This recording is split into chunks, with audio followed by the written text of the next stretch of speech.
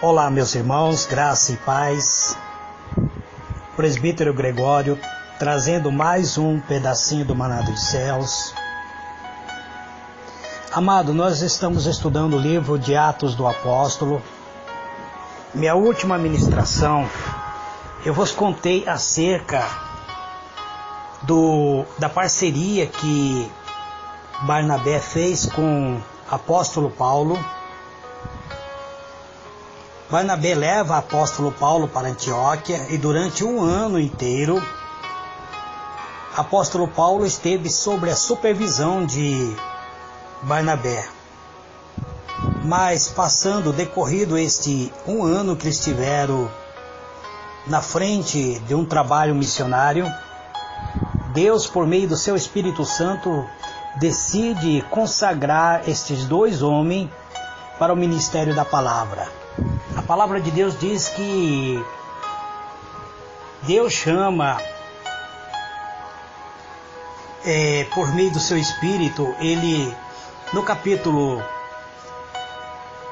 13 de Atos do Apóstolo, versículo 2, diz que enquanto eles ministravam perante o Senhor e jejuava, disse o Espírito Santo: separai-me a Barnabé, a Saulo, para a obra que eu tenho chamado. Então, depois de jejuarem, oraram e lhe impuseram as mãos e despediram. Provavelmente você irá perguntar: presbítero, você já não pregou sobre isso? Sim, mas eu gostaria de trazer um esclarecimento agora, falando sobre a obra do ministério. Depois nós estaremos comentando versículo 4, 5. Esse capítulo tem 52 versículos, amados. Então eu estarei comentando pacientemente para que todos compreendam a mensagem de Deus, a mensagem que Deus tem para cada um de nós. A palavra de Deus, ela é viva e eficaz. Amados, antes de ser enviado como missionário ao mundo pagãos, tanto o apóstolo Paulo quanto Barnabé foram solenemente consagrados a Deus com jejum, oração e imposição de mãos. Hoje é muito fácil vermos pessoas sendo consagradas, amados. Eu tenho observado que tem pessoas que aceitam o evangelho hoje, amanhã ele é diácono, depois de amanhã é presbítero. Você apresenta essa pessoa como presbítero, de repente ele diz: eu já não sou mais presbítero, eu sou bispo, eu sou apóstolo. E eu pergunto: quem está consagrando essas pessoas à revelia? Quem está separando essas pessoas para o ministério assim tão facilmente? Apóstolo Paulo e Barnabé tiveram um ano diante do trabalho do Senhor em Antioquia. E eles foram separados por meio de uma palavra profética. A Bíblia diz que havia profeta em Antioquia. A Bíblia cita os nomes desse profeta. E eles estavam orando e jejuando. E o Espírito Santo falou para eles: separa-me a Saulo e a Barnabé para uma obra específica. Então eles foram consagrados solenemente com jejum, oração e imposição de mão.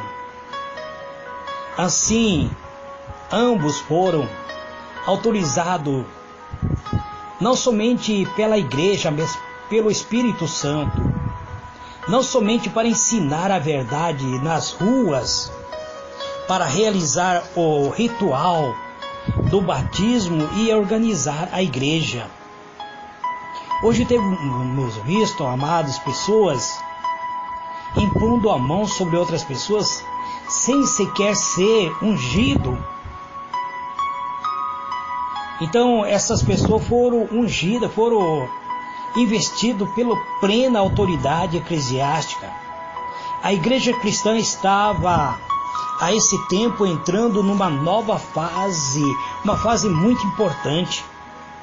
A obra de proclamar a mensagem do Evangelho entre os gentios devia agora prosseguir com com todo vigor, com toda força. Em um resultado, a igreja se havia de fortalecer por um grande número de conversão. Os apóstolos, que tinha sido designado para dirigir esta obra, estaria exposto a suspeita e inclusive até preconceito e ciúme. Seus ensinos a respeito da demolição ou da parede da separação que estava entre os judeus e os gregos. Efésios 2, verso 14. O qual por tanto tempo separaram o mundo judaico do mundo gentílico. Havia naturalmente de acarretar-lhe acusação de heresia, e suas autoridades como ministro do Evangelho seria posto em dúvida por muitos judeus zelosos, inclusive por muitos cristãos. Depois disso, era necessário que esses homens que estavam saindo para anunciar o Evangelho ao povo gentílico fosse ungido por Deus. Deus previu as dificuldades que seus servos seria chamado a enfrentar, e para que a sua obra estivesse acima de acusação, instrui a igreja mediante revelação a separá-lo publicamente para a obra do ministério. Até então, nem Paulo nem Barnabé tinha sido ungido para uma obra ministerial. Eles eram simplesmente chamados de discípulos. A sua ordenação era um reconhecimento público de sua divina designação para levar aos gentios as boas novas do Evangelho. Tanto Paulo como Barnabé já havia recebido a sua comissão do próprio Deus, e a cerimônia da imposição de mãos não acrescentou graça ou especial qualificação a eles, pois eles já eram qualificados pelo próprio Espírito de Deus. Era um ato de cerimônia, era uma forma reconhecida da própria designação para um cargo específico, bem como o reconhecimento da autoridade conferida à pessoa por ela. O zelo da igreja era colocado sobre a obra de Deus. Esse gesto era significativo para os judeus. Sabemos, amados, que quando um pai judeu abençoava seu filho, punha-lhe reverentemente as mãos sobre a cabeça. Quando o animal era destinado ao sacrifício, a mão daquele que se achava revestido de autoridade sacerdotal colocava-se sobre a cabeça da vítima, ou seja, sobre a cabeça do animal que ia ser sacrificado. E quando os dirigentes da igreja de Antioquia puseram as mãos sobre Paulo e Barnabé, estavam pedindo que Deus concedesse sua bênção aos escolhidos apóstolos, ao serem consagrados para a obra específica a que havia sido designada. Em época posterior, o rito da ordenação mediante a imposição das mãos sofreu muito abuso. Ligava-se a esse ato uma insustentável importância, como se acrescentasse um poder aos que recebia essa ordenança, ou seja, essa ordenação, poder que o habilitaria imediatamente neste cargo para toda e qualquer obra ministerial. Isso está ocorrendo nos dias atuais, amados. Eu fui convidado uma certa feita para ministrar em um determinado congresso, e quem me convidou disse: presbítero, você precisa nos enviar uma semente.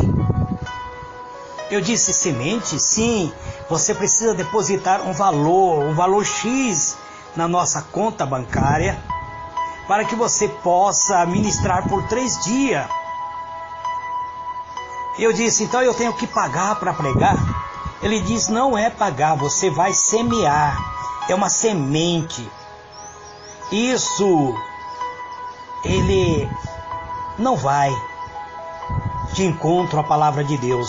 Eu agradeci o convite, eu disse, não, eu não tenho interesse em ministrar nesse congresso, nessa reunião que vocês estão fazendo, pode deixar eu de fora. Ele falou, mas presbítero, você vai ser reconhecido mundialmente como sendo pregador de tal quilate, como sendo as suas mensagens já vai sair gravada em CD, em DVD, e você poderá comercializá-lo. Falei, não, muito obrigado. E isso está sendo feito nos dias atuais, amados. Eu tenho conhecimento que pessoas, para receber o cargo de apóstolo, estão pagando $10.000. $10.000 para ser ungido a apóstolo. E eles têm que estar sob a cobertura de uma igreja apostólica. Senão, ele não será reconhecido como apóstolo. Existe apóstolo que hoje em dia, eles têm nome de apóstolo, mas nunca foram ungidos apóstolo. Por exemplo, o Valdomiro Santiago é um deles. Ele tem um voz solo. Ele se autodominou apóstolo. Mas ele não foi separado pela essa entidade que estão ungindo o apóstolo, cobrando uma importância de $10.000. Eu tenho, inclusive, nomes desses apóstolos que são autorizados aqui no Brasil a ungir outros apóstolos, cobrando essa certa quantia. Mas não cabe a mim, amados, revelar nomes, porque eu não quero trazer nenhum problema futuro para a igreja que está em crescimento. Então, a separação desses 2 apóstolos, não há registro a indicar que qualquer virtude tenha sido comunicado pelo simples ato da imposição das mãos de outros irmãos sobre ele. Unicamente o singelo relatório da sua ordenança e da influência que ela teve em sua obra futura. A circunstância ligada à separação de Paulo e Barnabé pelo Espírito Santo para um definido ramo de serviço mostra claramente que Deus atua mediante designado instrumento em sua igreja organizada. Anos antes, quando o propósito divino a respeito de Paulo foi primeiramente revelado a ele pelo próprio Salvador, Paulo foi imediatamente depois posto em contato com os membros da recém-organizada igreja em Damasco. Demais, essa igreja não foi por mais tempo deixada na ignorância quando a experiência pessoal do fariseu convertido. E agora que a divina comissão então é dada, devida ser mais plenamente levada a efeito. O Espírito Santo dando novamente testemunho a respeito de Paulo como um vaso escolhido para levar o evangelho aos gentios, impôs à igreja a obra de ordená-lo ao seu companheiro de trabalho, a Barnabé. Enquanto os dirigentes da igreja de Antioquia estavam servindo ao Senhor, jejuando, disse o Espírito Santo: apartai-me a Barnabé e a Saulo para a obra que eu tenho chamado. Atos 13, verso 2. Deus fez de sua igreja aqui na terra um conduto de luz e por intermédio dele comunica seus desígnios, sua vontade. Ele não dá a um de seus servos uma experiência independente da experiência da própria igreja. Ele sempre revela para a sua igreja aquilo que ele vai fazer Ele sempre revela por meio do seu Espírito Santo, pois a igreja, ele é corpo integrante de Cristo. A igreja, ele é membro do corpo de Cristo. Se a igreja for deixada de lado e Deus somente revelar a um único membro, então a igreja será deixada em trevas, amados. Deus sempre estará atuando por meio do seu Espírito Santo, em concordância com a sua palavra. Se Deus tem uma revelação para dar, não será dada somente a mim. Ele irá dar para que toda a coletividade da igreja seja edificado. A sua providência, ele coloca seus servos em íntima relação com a igreja, a fim de que tenha a mesma confiança em si mesmo e mais em outro a quem ele está guiando para levar avante a sua obra. Deus revelou para os profetas de Antioquia que iria usar Paulo e Barnabé para uma obra específica. Então Deus disse por meio do Espírito Santo: separai-me Paulo e Barnabé para uma obra que eu tenho. Mas ele fez isso através da igreja, através dos membros da igreja, através dos profetas que estavam atuando no seio da igreja. Ele não fez isso individualmente. Parece que Deus, ele sempre age na coletividade. Muitas vezes somos incapazes de compreender, amados, que Deus, muitas vezes, ele toca em nosso espírito, que nosso espírito, ele é um instrumento através da qual Deus fala conosco. Ele dá testemunho ao nosso espírito. Então precisamos nos libertar da confiança em nós mesmos, mas confiar mais na própria presença do Espírito de Deus.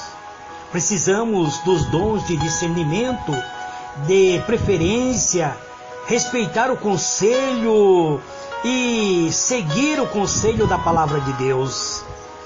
A maneira de julgar a cada um.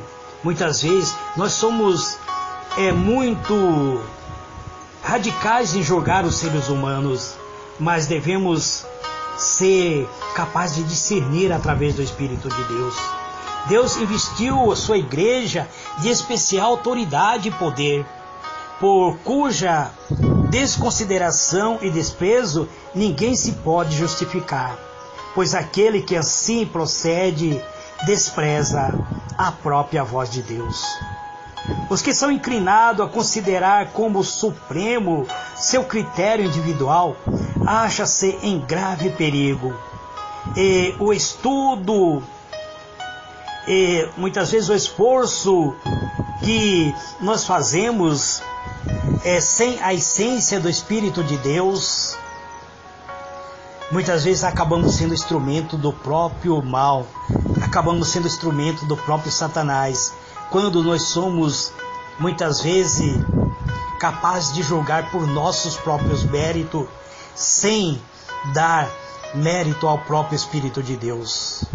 A Igreja de Cristo é o conduto de luz para este mundo de treva. Precisamos então estar unidos como uma igreja, como uma porta dos céus aqui na terra, levando a obra de Deus aqui na terra. Negligenciar ou desprezar aquele que Deus designou para arcar com as responsabilidades da administração ligada ao progresso da verdade e rejeitar o meio ordenado por Ele para o auxílio da sua própria igreja. Então nós não podemos negligenciar ou desprezar aquilo que Deus nos estabeleceu em nossa vida. Precisamos seguir a orientação divina. O obreiro, ele não é um obreiro sem causa, amados. O obreiro, ele defende a causa do Senhor. O obreiro defende a obra do Senhor. O obreiro, ele está a serviço de Deus, para a obra de Deus, para proclamar a obra de Deus, então ele está a serviço do Senhor nosso Deus. Ele foi chamado, amado, para proclamar a verdade, passar uma mensagem sem a essência do Espírito de Deus é pecado, amados. Eu tenho observado que existem obreiros da atualidade que eles passam mensagem sem a essência do Espírito de Deus. E essas pessoas estarão arcando com as consequências. São pessoas sábias, são pessoas cheias de sabedoria, têm conhecimento da palavra de Deus, mas são iludidos pelo inimigo e são vencidos pelo inimigo, pois eles estão respaldados em sua própria sabedoria. O Senhor tem designado que, mediante a íntima relação mantida por todos os crentes, ou seja, por todos os cristãos, esteja unido. O cristão, ele deve estar unido à igreja. A igreja, assim, estará sendo instrumento de Deus. A igreja estará cooperando com o divino. Todo o agente estará subordinado ao Espírito Santo. E todos os crentes unidos num esforço organizado e bem dirigido para dar ao mundo a alegre nova da graça de Deus. Paulo considerava as coisas da sua ordenação formal como assinalado o início de uma nova e importante época da obra da sua vida. E desse tempo que ele faz datar depois o começo do seu apostolado na igreja cristã. Enquanto a luz do evangelho brilhava em Antioquia, uma importante obra era conduzida pelos apóstolos que havia permanecido em Jerusalém. Cada ano, por ocasião das festas, muitos judeus de toda a terra vinham a Jerusalém para adorar no templo. Algum desses peregrinos eram homens de grande piedade, zeloso, estudantes da profecia, suspirava pelo advento do prometido Messias e a esperança de Israel. Enquanto Jerusalém estava cheio desses estrangeiros, os apóstolos pregavam a Cristo com coragem, embora soubesse que assim procedendo estaria expondo a vida a constante perigo. O Espírito de Deus confirmava esse esforço.